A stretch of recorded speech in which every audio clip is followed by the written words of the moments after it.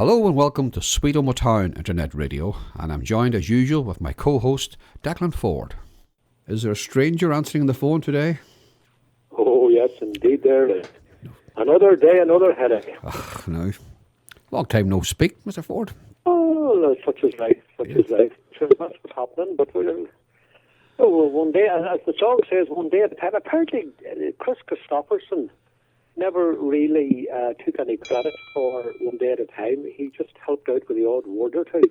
He's down as a co-writer. Who was the member? He would never sing it in performance himself. All right. You're very noisy, Mr. Ford. What are you doing? Are you rattling about? Taking tea or sipping tea against your phone, are you? No? No. I'm just here, just gazing out into the sun. Who else wrote that song, do you know? She wouldn't call Mary John Wilkin, I think. Now, I might be wrong. I probably am. I think she also wrote The Long Black Veil. Ah, yeah, right. Yeah, which is a great song. Great story to it. Do you know who done a version of that? Mick Jagger and the Rolling Stones, along with the Chieftains.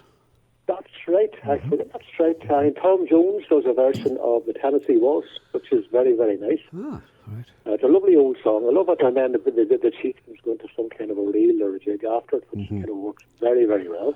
The Rolling Stones do the odd country song, because they did one, what the heck did they another one of concerts there? I forget at the minute, but it'll come to me. I think there is on YouTube, there actually is them doing a very, very country song. And then there was one where Mick Jagger talks about Bakersfield. It's on a real southern That's twang. right, that's the one, He's Bakersfield. That's like right, that's right. From the Dukes of Hazzard. Deadly. All right. Anyway, old Rubber Lips, as somebody, as I said, the late American comedian said about his childbearing lips. I don't want to get us into trouble now, because we'll be slagging up Americans and are in a little trouble about it. Well, I somehow don't think Mick Jagger over in France will be sitting listening to Sweet Omagh Town. You the never Sweet know. Omagh Town. I suppose one never knows. Stranger things have happened, I can tell you. Oh, exactly. You know, but sure. Yeah, Anyway. well, things have changed in America since we spoke last, anyway, see, so. Oh, they have indeed. Yeah. We're now biding our time. Oh, very good, very good. Indeed. Oh, I've waited for 4 years to say that. Oh, gosh. Trump gone but not forgotten. No. Oh, he'll still be lurking there in the background, and his family will be there in the background. And gone are the days of when a politician was a public servant. Now I think the public are the servants to the politicians. Yeah. Oh, no, it's strange times, but it is indeed. America's a strange country, because I remember I was watching that Biden thing, and then you see it, you get a feed then to listen to other things. There came up something then in my Facebook feed about a lawyer from Illinois who bought himself 24 very expensive cigars, okay? Right. In less than 6 weeks, he made a claim before he even paid his first instalment, saying that they caught fire in small instalments, one at a time. And right. the court, he took him to court and said that because they were insured for fire, that the judge ruled that technically they were insured for fire, and they duly paid him $15,000 compensation. But the irony of this whole thing is, Declan, that when he cashed his cheque, he was duly arrested on 24 counts of arson. Oh, right. Somebody got the last laugh at him anyway. But I think, as the man says, slap it up him. Absolutely. Yeah, no, but it's. I mean, it'll be interesting. I see Biden has actually hinted or suggested that he wants Americans to wear face masks. Yes. And I mean that will rile a few who will see that their human rights are being taken away. You know, when you see the Omadons that attacked Capitol Hill. Yes, of course. There's an idiot fringe out there that yes, I think will grasp what is the abnormal. No, I know. I watched him.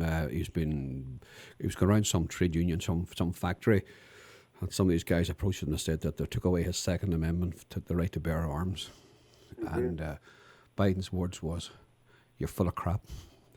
Literally, he said that the Second Amendment was never to allow people to wear AK-47s with 100 rounds ammunition on them. He says it never was what it was for. Yeah. And he says, that has to be addressed. He says everyone's entitled to a firearm if they need it or whatever. But he says really, to carry those in open streets, Declan, should beggars belief, doesn't it, really? Well, I think it has gone greatly against the spirit of the Constitution. Yes, it has. Which again has local connections. Again, Gray's Printers, which is somebody that was apprenticed in Gray's Printers in Strabane that helped print it. Did indeed. You know, so you'll always get the Tyrone, a little bit of Tyrone everywhere in the world. Oh, an upstart from Tyrone. All right. Eh? Oh no, there's plenty of us. Indeed there is. So, well, what is the agenda today? The agenda is today we're going to go train spotting, Declan. Right. Back to our little days in Stroul FM when we interviewed, let me see now, Alec Clarke, Paddy McLoone, and who was the third one? Jack Griffith. Jack Griffith is right. And they all came in that night to sit and talk and reminisce. It was like an old boys reunion. We sat back and let them have a chat about it. And I'm going to play that today, Declan, just for... The trains are such an important memory for so many people here from the town and the other villages as well. You take sort of Burr, Sixmilecross and Pomeroy and Carrickmore and all those stations right up to Belfast. They all had an input in this and all suffered when it closed. Yeah. And what I recollect from the interview, we know about the tragedies that have taken place on the rail in Tyrone. And also then the effect that the closure had. But I think, from my recollection, what they did, they actually talked about the ordinary day-to-day life of the station. They did. The hierarchy in the station, a banter as well. They talk about then the hours that I had to work, the pay. The ordinary things which actually give a greater insight than many a history book does. This is the living... what day-to-day life was like. Yeah, it's living history, Declan. That's what it is. That's it. It was a lovely interview. As you said, it was an eavesdrop. It was a chat. That's our little plan for this week, Mr. Ford. And what plans have you got for yourself? Are you still sort of shielding up round Mulna Fire? I am shielding, and I shall be shielding for some considerable time until I get the old prick in the arm. Right. And then get it again. And I just hope people don't lose the run of themselves when they get the vaccination. Let it bed in and still keep safe. There'll be a very slow walk back to normality, Declan. I think it'll not be something that's going to happen overnight. I don't think now. Yeah. And life has changed dramatically. I think we'll see a lot of shops disappearing, like Debenhams, who basically when you went into Debenhams in Belfast, it was like stepping back into the 1980s anyhow. The businesses that they haven't kept up with the change in times and the internet will slowly but surely ebb away into the distance, into a memory. Well, and then in another 30 years, we'll be doing a Sweet Omagh Town about all these shops that have vanished. Where was Boots? That's right. Don't mention any names. I thought about Tiger's shoe shop. And they've gone. A lovely wee shoe shop. I used to love going into Tiger's, the smell of leather. So did I, Declan. It's not great. And and you could get that. You have that special glue that they use. Yes. And there was something just lovely about giving a pair of shoes and you get fixed, and then getting them fixed and wrapped in the brown paper with a string. And tied up, and then you got them healed and half soled. If it was a good pair of shoes you bought somewhere, and you got a couple of years out of them, and you took them back and you got them healed and half soled again. And those days are gone. Everything's a throwaway society. I'm just talking about shoes. Many years ago, I worked in a play centre in North Queen Street in Belfast before I started teaching. It was a kind of a summer job. And there was me and a Miss McKenna who was absolutely terrified of the children. And at this vast play park with absolutely nothing in it and a hut. It was like a brick-built knitting hut, if you can imagine such a thing. And a guy called Paddy was the caretaker. And Paddy looked like the actor Wallace Beery. He was about 6'4", and he always had roomy eyes, and there was a distinct whiff of what we used to call Mickey Gormley special in Omagh of him. And he would look at me with a glazed eye, and as the weeks went on, I kind of got to know him, and it turned out he had fought in the Spanish Civil War. Did he? And he said to me one day, he says, I must have had a heavy night the night before. He came out and looked at me and says, "Sir," he says, "I'm going to give you a piece of advice." I says, "Paddy, what's that?" He says, "Get a pair of shoes made and you'll never go wrong." because the man will know the shape of your feet and you'll always be able to walk straight. Oh, well. And I still happen to follow that advice. But someday I will get a pair of shoes made. Bespoke shoes. Ultimate, hey? Bespoke shoes. Bespoke shoes. I thought you were going to say buck-shee shoes. Not buck-shee shoes. No. Bespoke shoes. Bespoke shoes. That to me would be luxury. And expensive. I'd imagine it'd be expensive as well now. I think they would be. And it would be as much as getting a suit tailored. There you are. We'll talk to Bob Lingwood in the shoe factory. Bob could advise us. Get a good pair of shoes made here.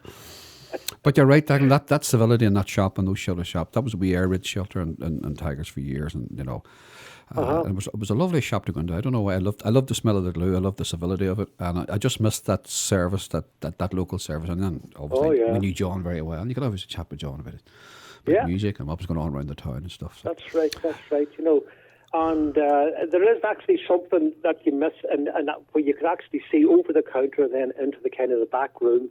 Yes. And it was like watching the late Paddy Cleary through the window, and just at his trade, and doing it really to the best of his ability, and all his skills, and the same with that old trade that Tigers had. You know, it was great because if you gone, and it was a way of life. It was, and we were lucky to have seen it. We were, and unfortunate it is gone, because I mean the civility there was, if you could tell John, I'm waiting at 4:00 bus home here, and it's 2:00. He'd say, stand there, and then next thing, 20 minutes, he'd have these shoes fixed for you, and out you'd go again. It was just lovely, and that civility is so special, and it's you don't really get it now in multinationals at all, and you certainly don't get it on the internet. That's for sure now. Yeah, well, absolutely not. But changes are coming back for education and for people working from home and traveling, and some for the better, possibly as well. I think so. And we'll also, we have to make plans. We all have a plan for the summer and plan for this and plan for that. Let's look ahead.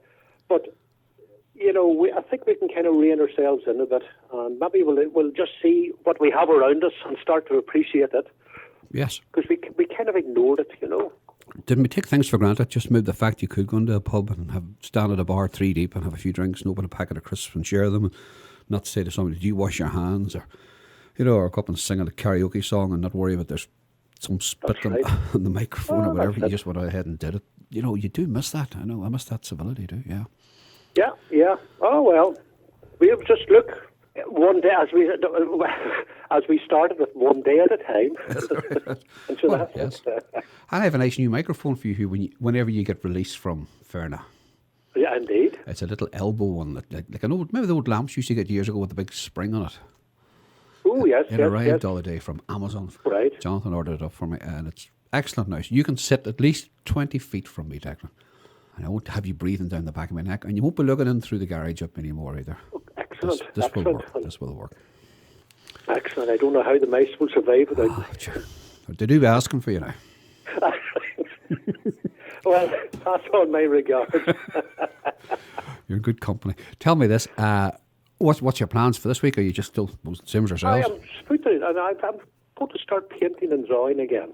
Oh, That keeps me occupied. I love the snow, because the snow, the garden looked lovely in the snow. It had all in the garden. The snow has finally melted here. Yes, the snow lay in the garden for a long, long time. But I have rose bushes to put in, and I have beech hedge to kind of rectify. So that'll keep me busy too. You may not be able to buy rose bushes, Mr. Ford, now under this new. I know that. I just see that. But there are rose growers in Northern Ireland. Is there? Oh, good. There are very few, but I have been trying to source from them. Right. Oh no! Always have a plan B. We shall take photographs, and we shall post them on Sweet Omagh Town, Mr. Ford's roses. So, give my love to Rosa. Anyway, no, I think it'll be good, Declan. No, it'll change. Things will change, as they all do. But anyway, we're looking at the past for the next hours to give people a chance to turn off the news.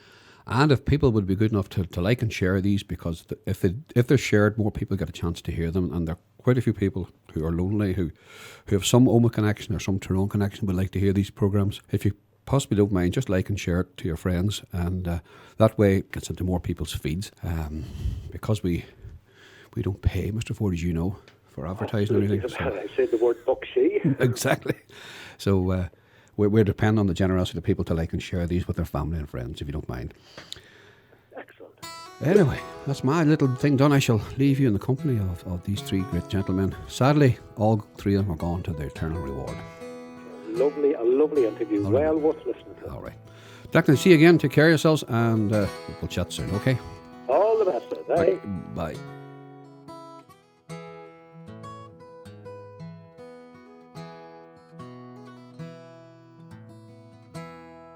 To my left here is Paddy McLoone, well known in the town. Alec Clarke, ex-railway man as well, and Jack Griffith. You're all very welcome. Right.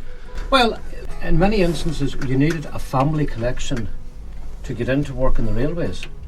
And maybe could you cast your minds back to when you began in the railways, how you got involved in the railways, and how then you made the move, I know, in two instances, from Derry down to Omagh. Maybe, Paddy, we'll start with yourself.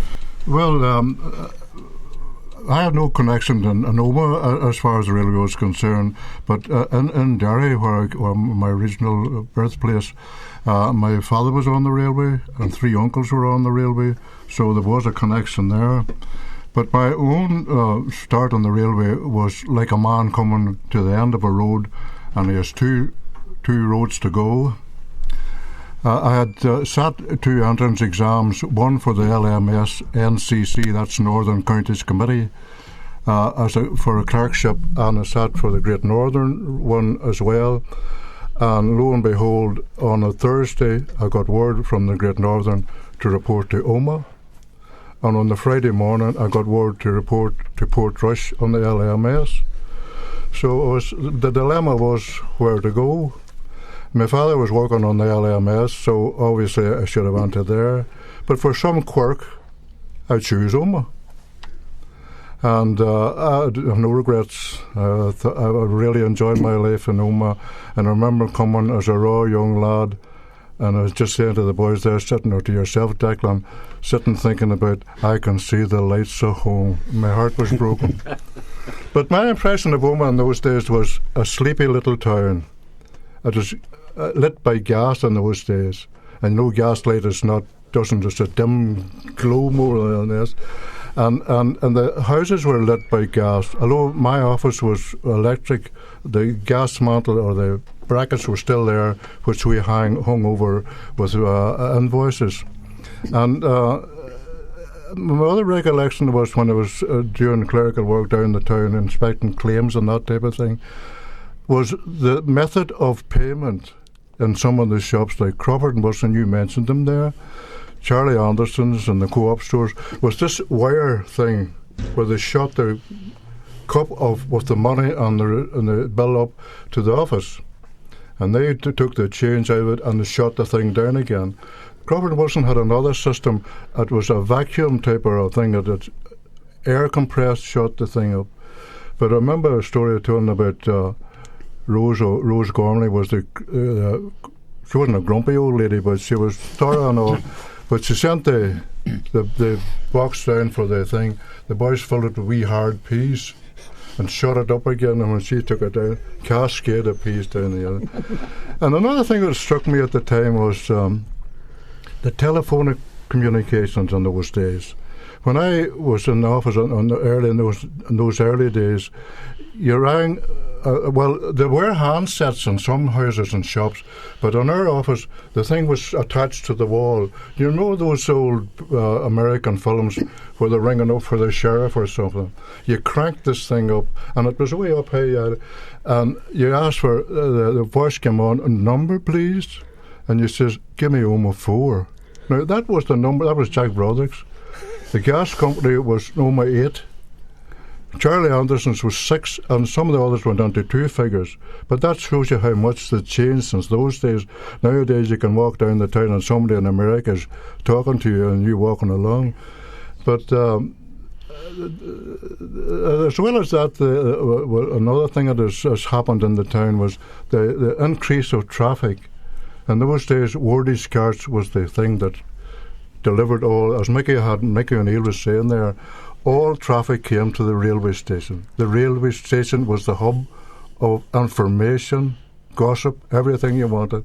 And wordage cards, the stuff was taken out of the wagons and then loaded onto wordage cards and down the town. And well, that's some of my impressions. And Alec, you came from Derry as well. Yes. And were your experiences the same as Paddy's? Yes. Well, my grandfather was Gaffer Gallagher. He was a superintendent in the locomotive end of in Derry. An uncle was a fitter. My father was a plate layer. A brother was a porter, and I was a boy porter. So it was a real family affair. It was very good.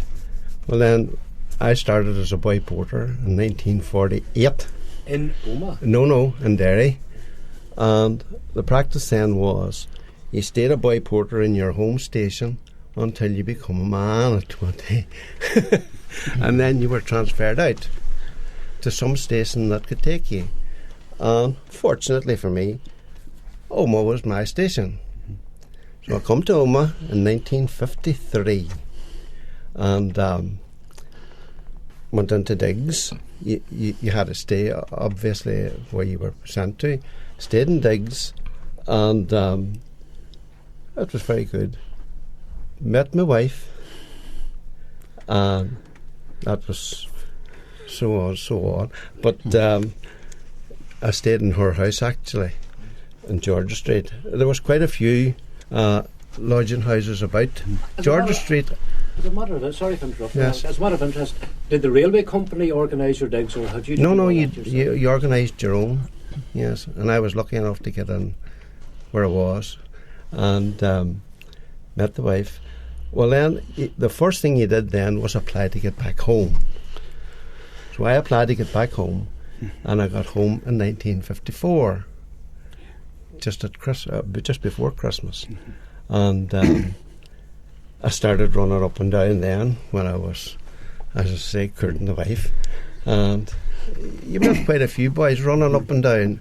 There was a few fellas from Newton Stewart, Eugene McNamee,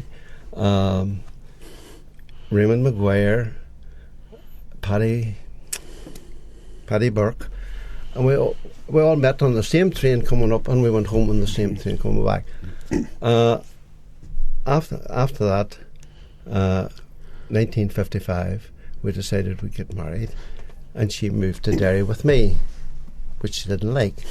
So I applied to get back to Omagh, and I came back up to Omagh in 1957, and I've stayed since. And Omagh Station was the greatest place in the world. It was really good to work in Omagh, in the station. It was, as I say, it was a family. They were a family, even though they weren't connected. Most of us, yeah, they weren't connected, but they were a family, and there was a great brotherhood about it. A kind of a sense of community. Yes, very much so, very much so. So went on from that, and then it come up. People in the railway couldn't understand why it was closing, because I was a shunter. I was a porter first, a boy porter first, porter, shunter, signalman. So I was a relief man. I wanted to remember, because I remember talking to late Dr. McMullen when Dick and I interviewed him in his house, and one of his first difficult jobs he ever done was attend a very serious accident in the Omagh railway lines. What year was that? Do you remember? 1951, and it was the 9:25 train from Derry.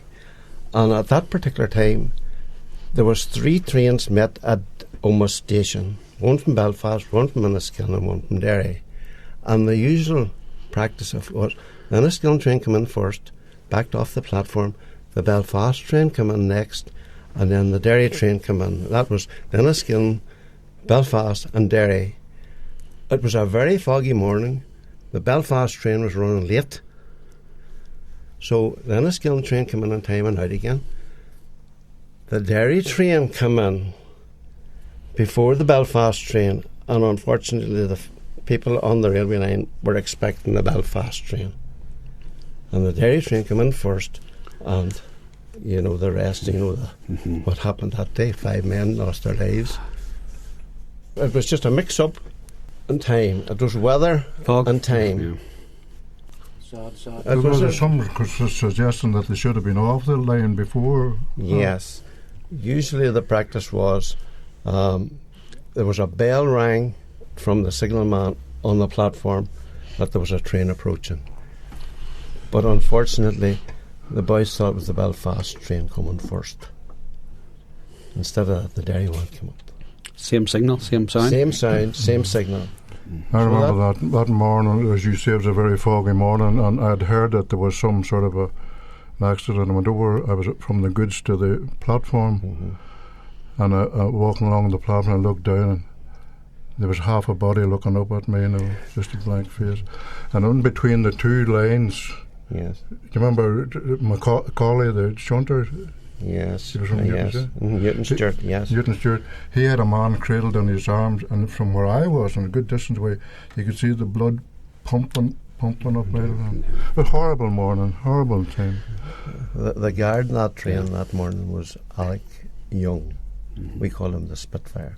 He worked. He was brilliant working that day, getting the people out. Bodies out. It was a young Dr. McMullen telling us that. Remember him said that was one of the most difficult things he ever done as a young And it was still very vivid. Very much in his mind. Yes. It's still vivid in the town, like, you know.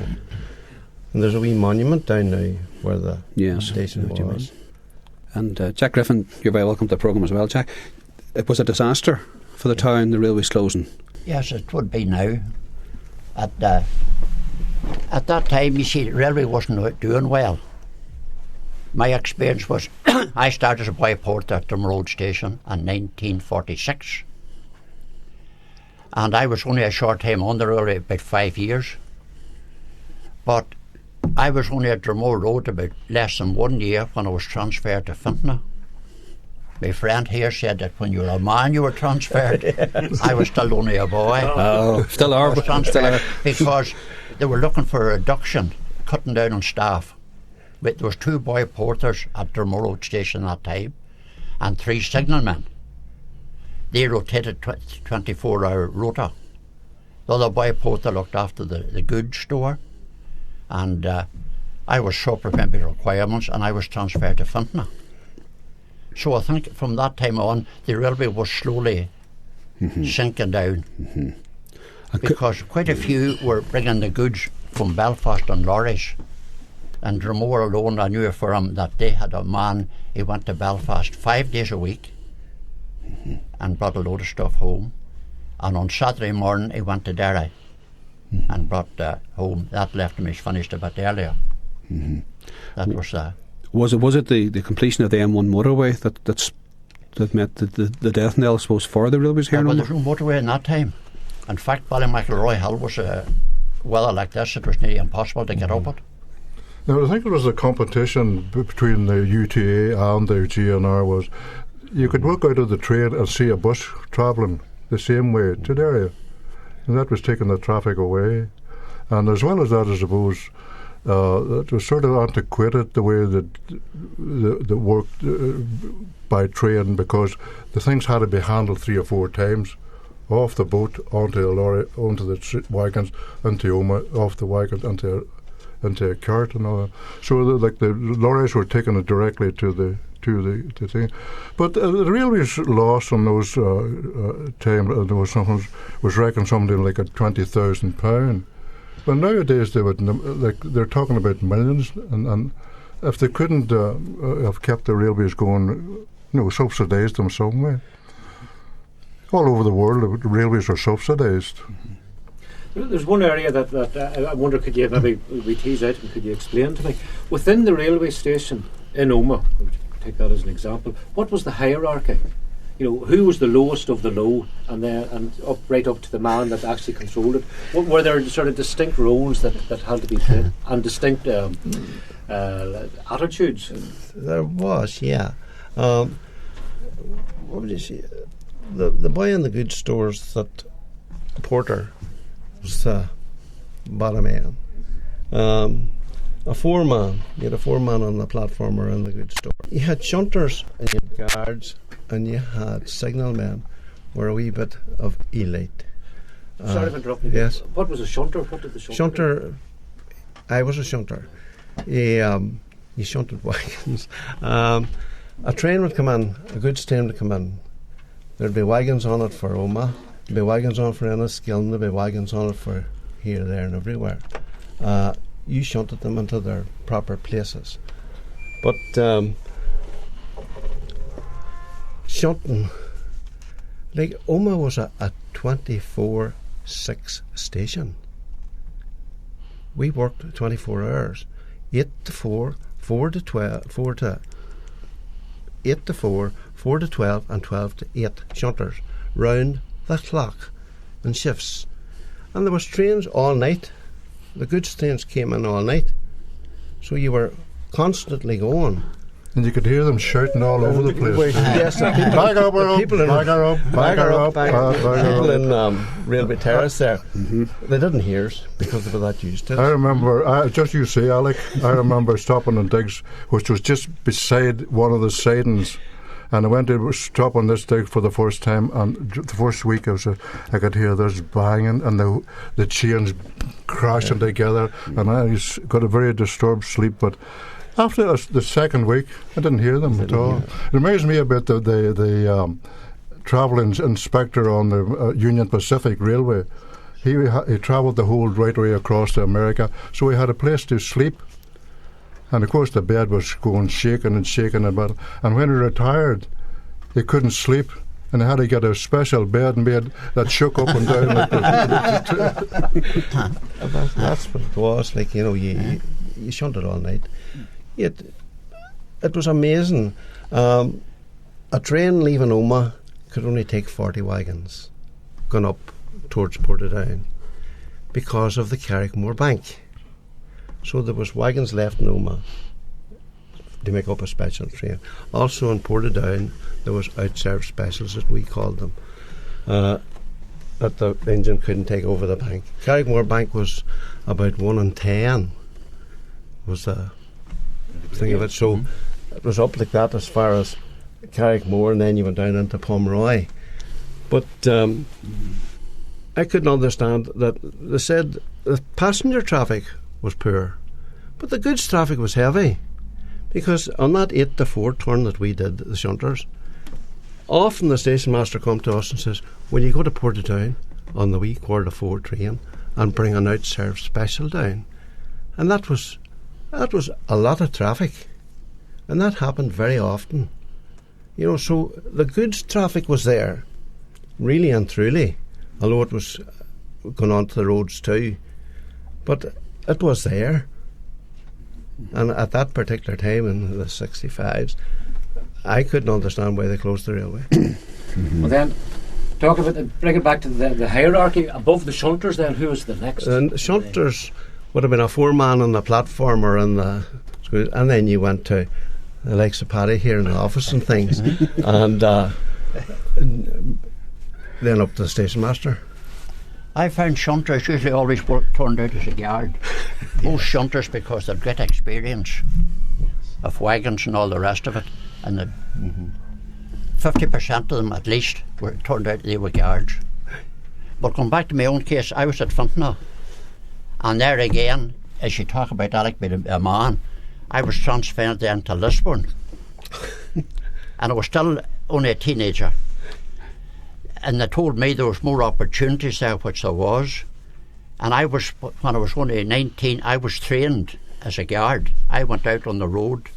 I was passed between Lisburn, Belfast, Belfast, Gorowood, Belfast, Antrim, and Belfast and Banbridge.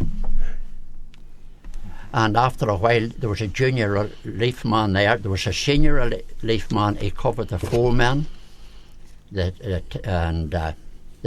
of the clerical staff, and the signalman in the cabin. It was a very big cabin. There was 24 walking levers on it. I didn't qualify for that. I was a junior, and I done the ticket collectors. I done the guards. That time the 48-hour week come in, Paddy. That was it. And you had they got a day off in the fortnight, and I covered them days off, which I enjoyed. I'd enjoyed most of all was the ticket collector. And there was a man there which was going on in years, and he always wanted me to do the travelling ticket collecting for him, which I enjoyed doing. You done the 3 o'clock from Belfast to Omagh. You crossed the bridge and you done then as far as Fintona, which maybe had only maybe one coach to do. The reason being they were all box carriages. You come back another one to Omagh, and then you done the 5 o'clock from Omagh back to Portadown. You got off at Portadown and you got on the Dublin, you checked her to Gora Wood. You went over the bridge and got the Gora Wood back to Belfast, and you were back at 10 o'clock at night. I enjoyed that part of it now. But wages was very small.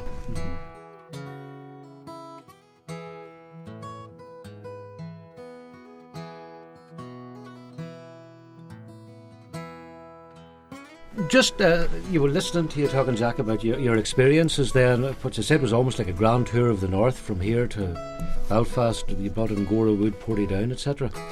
I always imagined that if you worked in the railway stations in this side west of the band, you remained in this area, but the entire north was your territory. Not really. Right. No, you could. I done relief one time when I was in Lisbon as well, and I was down in Southern Ireland. I was down in a little place called Skerry, and down below Drogheda. I was down there and done a few months down there, which I really enjoyed. It's a beautiful part of the country. And there was that rapport between the north and the south where you could transfer down? You could yes, down. Yes. I was very good with a chap. He was a clerk in my time, and he finished up as station master in Dublin. And they call it Connolly Street now. That time at Paddy it was Eamon Street. Eamon Street. Eamon Street Station. Who was that? He's a dairyman. Benny Walsh? No? Benny Walsh was right. Benny Walsh. He was the man. But I done a bit of the relief down there. When I was in Lisbon, I was as a junior relief man. There was a man done the 4 men, and I done the ticket collectors and things that there. And at that particular time I discovered I was only getting boy porter's pay for doing man's work actually. And I done about, I left it eventually anyway because the money I was getting, I suppose I could disclose it. I had gone back to the old currency, £1.12 and 4pence a week. And my digs was £1. That's right, £1. And I had 12 and 4pence to live on, to buy clothes and do things, which I found was difficult. I transferred then, I got a job then in Ulster with a NIRTB, a bus conductor. Right. And it was, wages was much better. And when was that, roughly when? That was in 1951. 1951. And I was back home again in Omagh. And it was very good. And could the railway companies transfer you wherever they liked? No? No, I left. I left because I was been transferred there again until from Lisbon for the 4th time until Belfast, because I was passed for guard. And what they were going to do at that time, there was mystery tours, Paddy.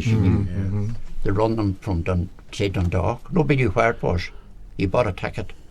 And I was going into Belfast for that. And I knew if I went in, the wages, because of my age, wasn't going to be much better.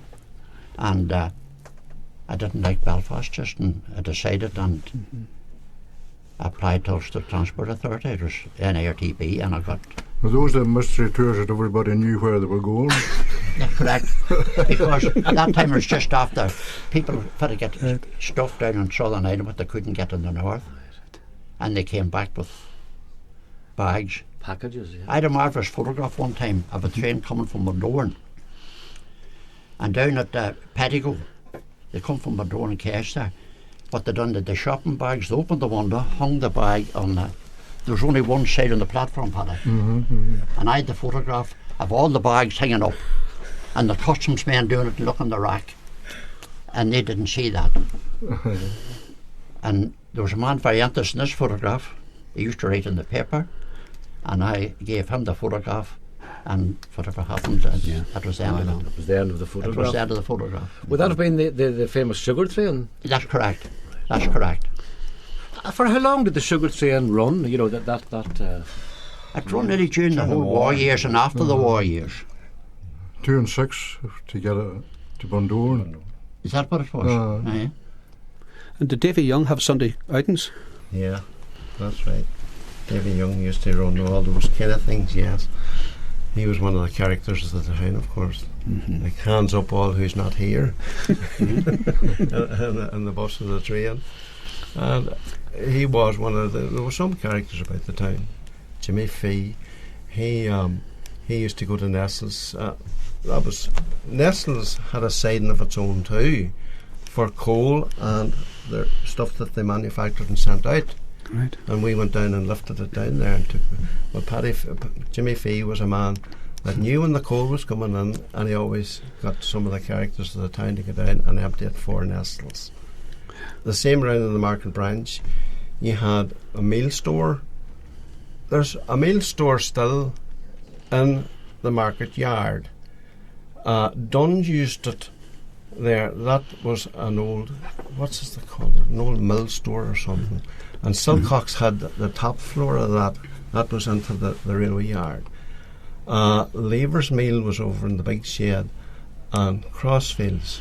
And then you had the UTA, the opposition sort of thing, on another platform across the road, just where the lorries came in and loaded. Mm-hmm.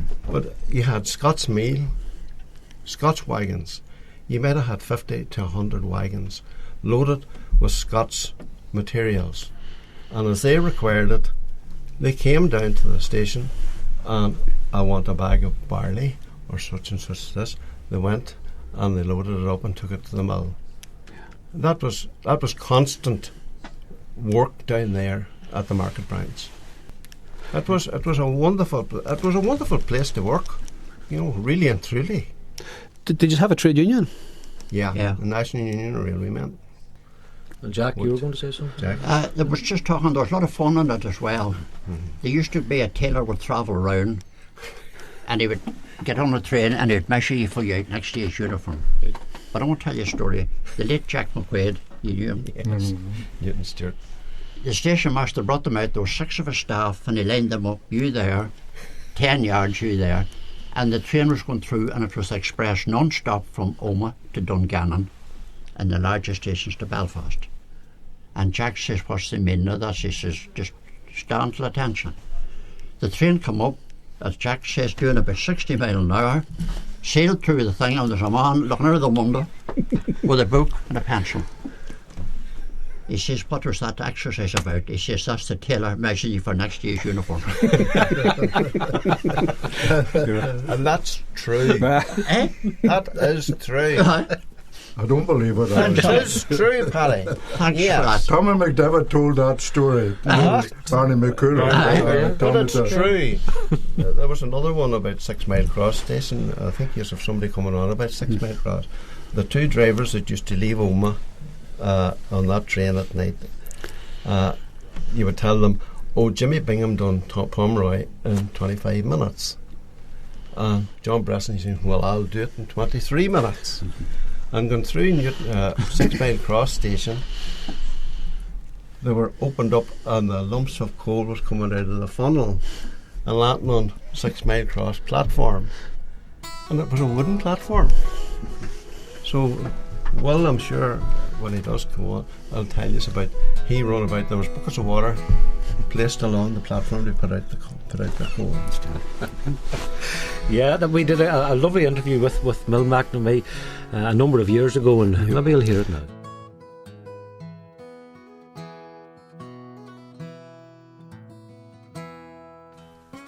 I think it was 14. And my first job was in the railway, and I had to have 3 references, and I got one from the master and one from the priest and one from the Brown brothers. And vivid memories of going up going up to Belfast for a medical. And I do remember, as a boy at that age, I was probably very scared. going into this place where I can remember the big brass knobs on the door, H and S not, and I can see it yet in my mind. And there was good times at the railway. I enjoyed them. It closed in 1965, I think it was. Yeah, 1965. There's a lot of people probably thinks they had the last ticket issued between Sixmilecross and Beara, but I have to tell them now at this stage that didn't happen because I was issuing the tickets and I had the last one. Now where it is at the moment, I'm not sure.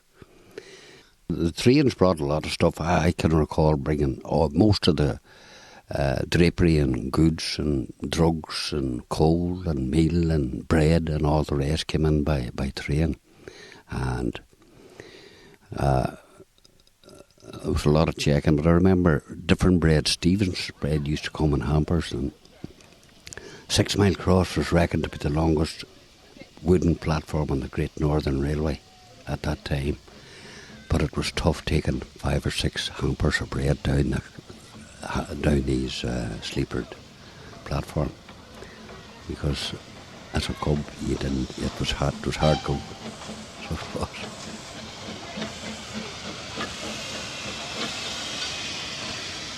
Will McNamee, recalling his memories of growing up in Sixmilecross and his life in the railway stations. And in the studio is Jack Griffith, Paddy McLoone and Alec Clarke.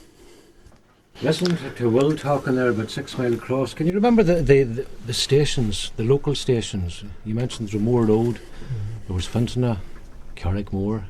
Any others, Jack? Local stations? You mean attached to the villages? Dromore Road is out 2 miles from the village. Well, you had Trellick, you had Ballinamallard. Then there's a wee halt, Garterloughan Halt, Paddy. Garterloughan Halt, which is why it was there, I don't know. And then Tannaskillen. You had them there. Sometimes some of the trains only stopped at certain times. Take the Belfast line there.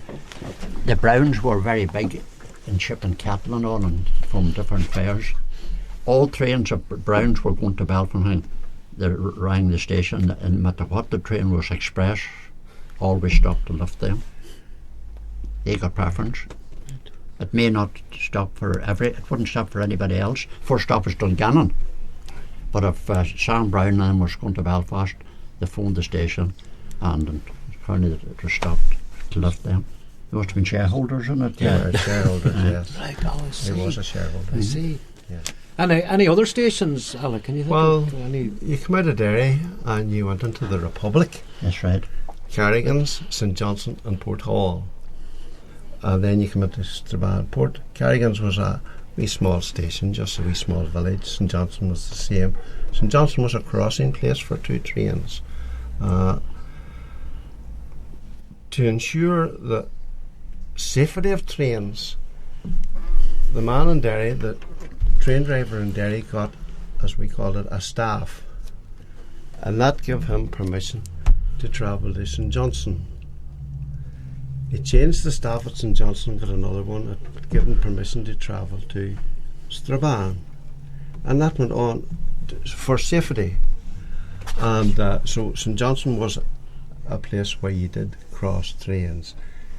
As long as the train coming from Belfast had to wait at St Johnson till the Derry train come up and changed the staffs. But Port Hall was only a wee small place, a wee halt just. And then Strabane was a big station. Strabane was a big station. There was 5 platforms in Strabane. The CDR was running to it and the GNR. And you had customs, of course. And there was a transship shed in it that employed maybe somewhere about 60-70 men. That was transshipping the goods from the Great Northern to the small Donegal Railway wagons, and then they took it to Snurorder, Letterkenny, Donegal Town, all around North Donegal. You come on to Sion Mills. Sion Mills was a lovely way. They got complimented on their appearance because they had flower beds and they had this, and their name Sion Mills was done in whitewash and white paint. Sion Mills served herdmans, which was a big concern because you might have had 30 or 40 wagons going into Sion Mills and there was a wee turntable and sawmills that put the wagons then down into the factory. You come up to Victoria Bridge. Victoria Bridge was served Nestles. There was a Nestles factory, and at one time it served Castlederg. There was a tram service run from Castlederg to Victoria Bridge. You come into Newton Stewart then, and it served the town and then on into Omagh. And then you went through then Omagh and Barra, which was a thriving wee place too. Sixmilecross, you heard well on about it. Carrickmore, the closed Carrickmore. Carrickmore used to be a very important station because you were going up over Carrickmore Bank and you needed a station there, but they closed it anyway.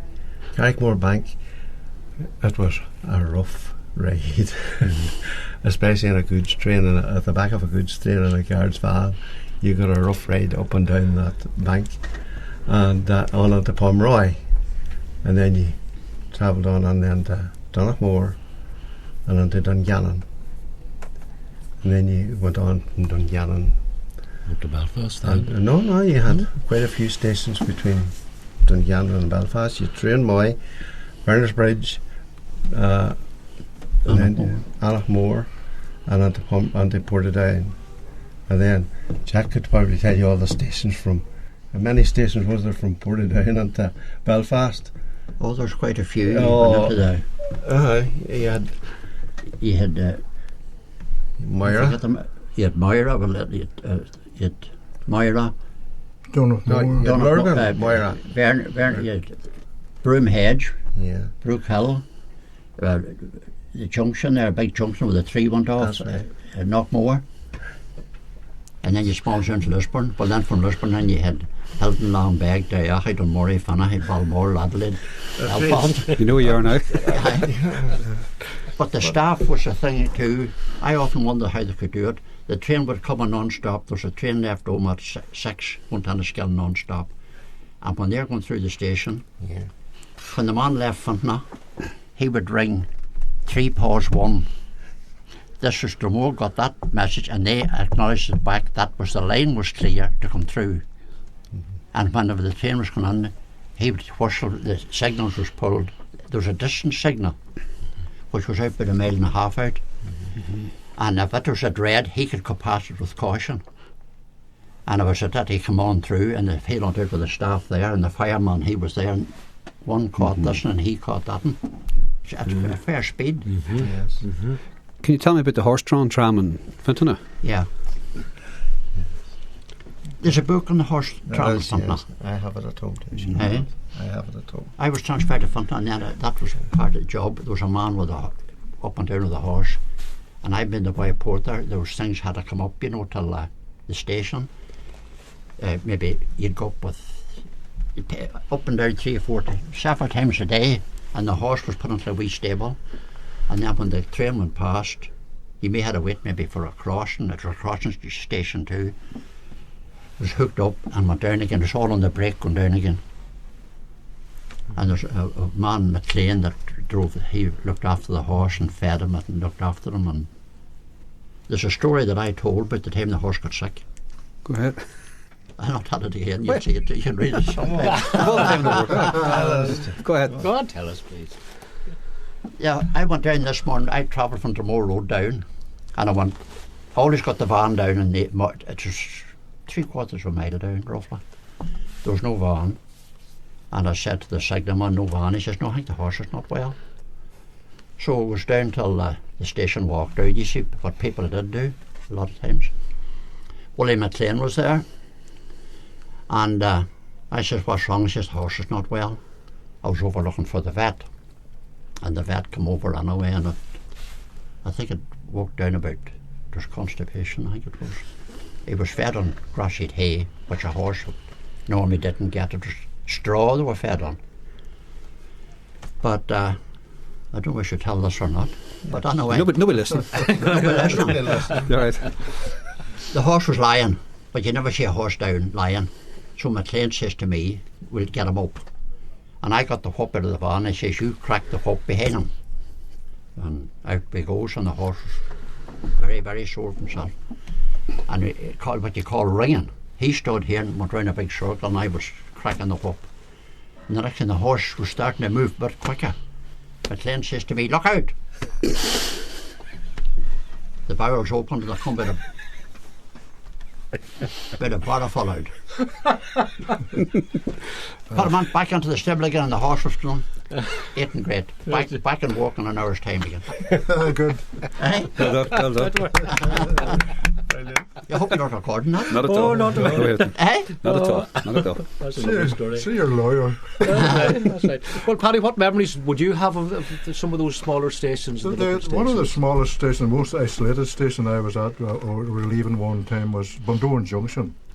There was no town there. Just the trains came in from Omagh, and they were shunted around to go onto the Bundoran line, and all the train went on to Enniskillen. And I remember being sent to relieve the station master there for 4 or 5 days, holidays he was taking. But he didn't take them, he kept coming in and out of the office the 4 days. And as well as that, he was fed eggnog, and I had to take the eggnog. Another station was Balleek. It was a pretty busy wee station during the war, because the Castle Archdale had the forces, the Air Force and all the rest of it. And the early trains came down through there about 7 or half 7 in the morning. Sometimes I'd be too lazy, I wouldn't get up. And I'd land down to the station, and the porter was saying, "Oh God, there was 40, 50 men with warrants." You had to write out the warrants. But I was happy enough, because once they got to Omagh did it. But I never heard another word about it. But there used to be an old guard, maybe you might remember Peter Carty. I remember Peter. You remember him? Bundoran man. Bundoran man. His son was a signalman at Fontana. Ah, that's it. And Peter was fond of the drink, but he was a great smuggler. And the system was that he would get this, whatever parcel was, hide it, and the customs men, of course, never bothered about the guard. Right. And then he'd get off to me at Balleek, and then book it on legally onwards. So that was that. That's all the smaller stations I wouldn't know about. Yeah. You know, like relatives of mine, my great grandfather worked on the railways, and then 3 of his sons worked on the railways. Then they were from Lissanedden, between Dromore and Fintona. Yeah.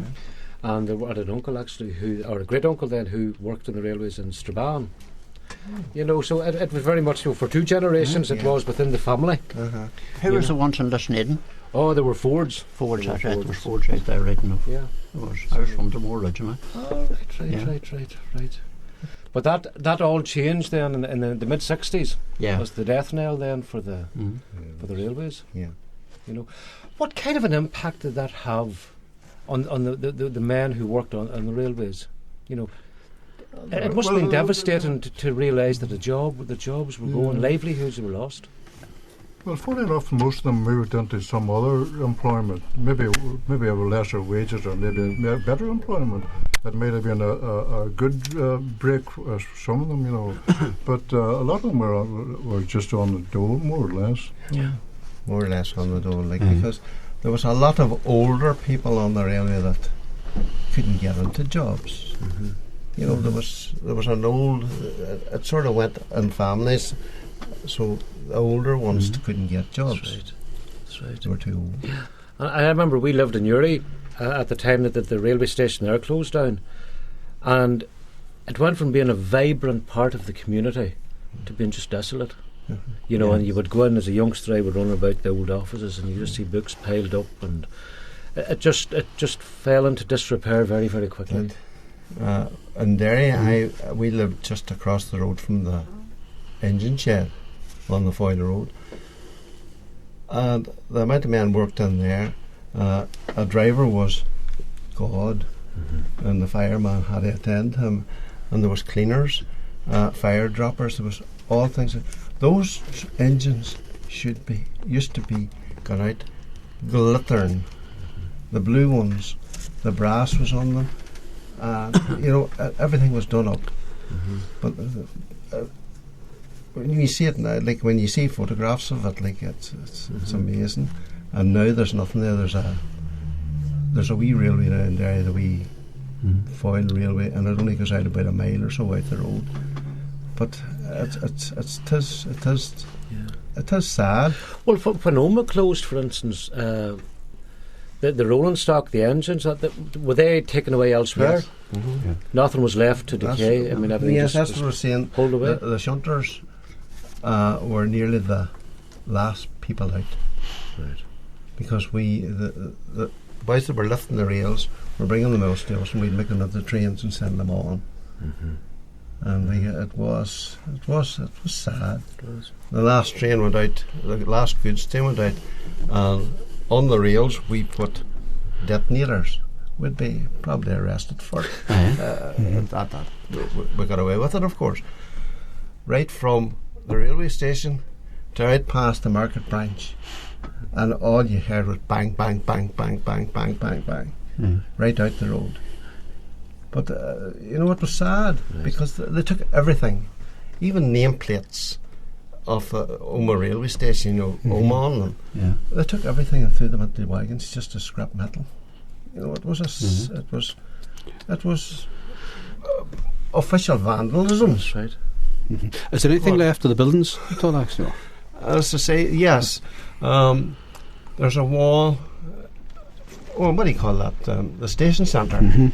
The station centre is built in the goods yard, and the wall behind it, the goods shed ran along there, and it's part of the.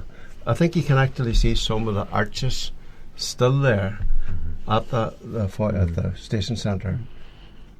Paddy, you remember an incident one time that the driver fell out of the train? Aye, who was that now? Paddy Rankin. Paddy Rankin, right. I'd left that time, and I started with Ulster Transport Authority. I was a bus conductor. Yeah. And we went up, the Enniskillen line was closed, and we went up there to meet the train to do a connection to Enniskillen. And the train came in, and I was standing on the platform, and there was a lad about 16 years of age driving the train. It was a rail car actually. And this fella, his father was a bus inspector in Strabane, and he was working as a junior clerk in Omagh. That's right. And he came up and he got in beside the driver, and driving the rail car, you only just a handle here, you see, and no changing up or nothing. And Paddy Rankin let him in to drive. He says, I'm not feeling good. And he went out to the thing to open the door to get a bit of air, and the door opened at Mountjoy, and Paddy fell out. That's true. And the cub come on in, stopped the train at the station, and hopped out and says, we've no driver. Yeah, and there was a panic then. The panic, the 4 men, like some of the walkers, up and down the station. The driver fell out at Mountjoy. But he wasn't able to do badly hurt. The only thing about it, he was reduced. Right. He was reduced then into a shunting engine in the yard or something.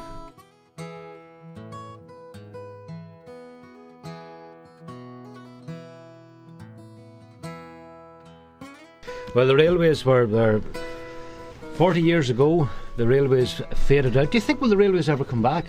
Well, there was talk about it. There was talk about it. The only thing about it, as far as this area is concerned, if they had left the track, now everything is overgrown. The farmers are taking back their land and all that. So it would cost them a fortune to really re-establish it again. Well, when the railways closed in the mid-60s, was there a sense of anger among the public, or was it just accepted? Well, there was protest meetings held in Omagh here in the town hall by all the local councillors and all the rest of it. One of the things that mistakes they made was when they went to see the Minister of Home Affairs, it was at that time, appealing to him. They asked him, what way did you come up here today? We came up by car, so that was thumbs down right away.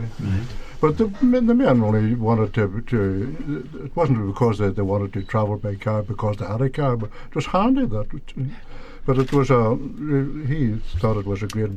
Yeah, they made his point for him. Remark, you know. Yeah. Well, that wasn't just Omagh Council. That was Derry Corporation, Strabane Council, Omagh Council, and Dungannon Council. They all went in a motorcade to Belfast Stormont to complain about the closing of the railways. which to any sane person was madness. Well, it was foregone conclusion once that they started losing money, and the whole emphasis was on the other side of the ban. Omagh and Fermanagh didn't count, you know. Actually, the Ministry of Home Affairs, it was just, you can go back to the stagecoach. That was a remark was made. Now that's all what they thought of this part of the country. But I can't see them ever resurrecting it again. They see they're trying to do it about Donegal there with the narrow gauge, but they have a lot of backing there from the southern government and the EU. But I can't see it would cost a lot of money to re-establish the dairy line, as we called it. Did the town survive? Close the railways, do you think? I don't. Doubtful. Just think of it. What's in Omagh now? Nestle's closed, which was a great provider for the railway, because they used the railway for bringing in their stuff and taking out their stuff. The Shirt factory's closed. Almost sort of, although when you look at the traffic and in and out of it, you wonder where do the people have the jobs. But the shirt factories, all the rest of it, there's nothing in it. And the railway did give a lot of employment. I don't know how many actually was working on it, but there'd be about 100 people working on Omagh. And as I said, the market branch, it was a big station. There was 3 men in it. They worked well in it, because it was a very busy place. The top station, the passenger station and the goods station up at where that home base and all that is now, it was very busy too. The mail train came about every day as well. Pardon? The mail train? Yes, you had the mail in all trains. In Derry, the first train you had in was a goods train at 5:30 in the morning with 2 or 3 wagon loads of mail for Derry and they had dropped mail from every station from Belfast down. Oh, it was very busy. You had the papers in the morning, the newspapers. All the newspapers come into Derry station, and then they sent them out on the train. There was a lot of things that went on in the railway that people didn't know about. I remember when I was on the tickets in Lisburn, I had to start work at 5 o'clock. One morning, you see, where the road there was 3 or 4 collectors.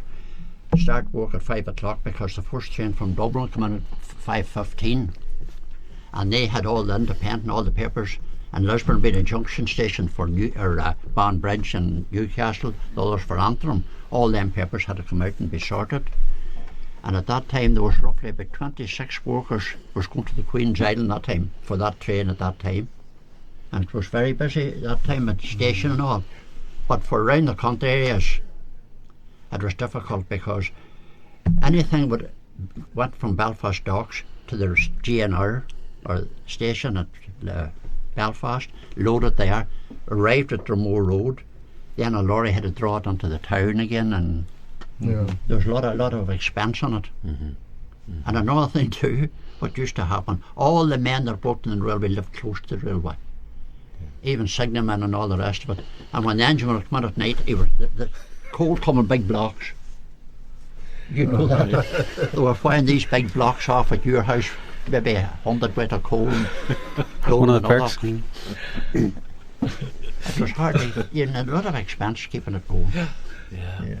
And then was there housing specifically for the railway here in Omagh? Not really. There's not. The railway did not provide housing for the. The only house was for the station master.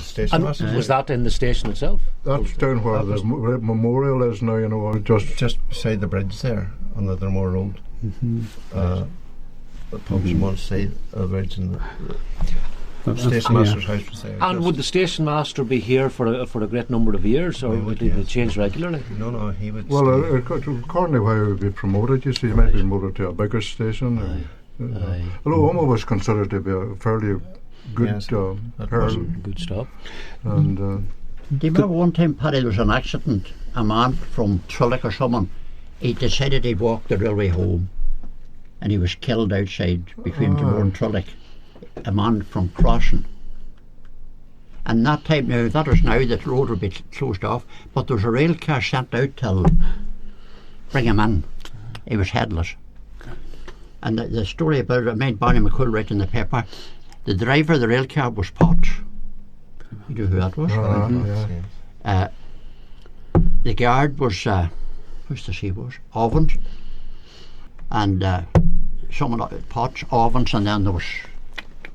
What's this other one was? There was three anyway like it. Mr. Saucepan. Well, then were the level crossings, did they own the houses then? But the railway, Yes. The railway had the level crossing houses, yeah. and that was part of the terms of the job. See, that was part of their contract too, because they had to make at night.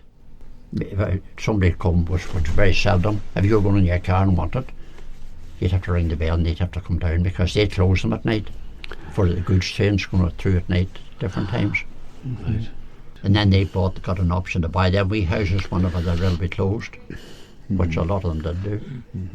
The Gallas Hills area was a great place for the railwaymen stopping. Yes. All the engine drivers and Billy Wallace, wasn't Billy Wallace one of the lived up in the and Mickey O'Neill's people were up from Orchard Terrace. Yes, There was a sort of as Reddy said, there was a sort of a family Fraternity. atmosphere.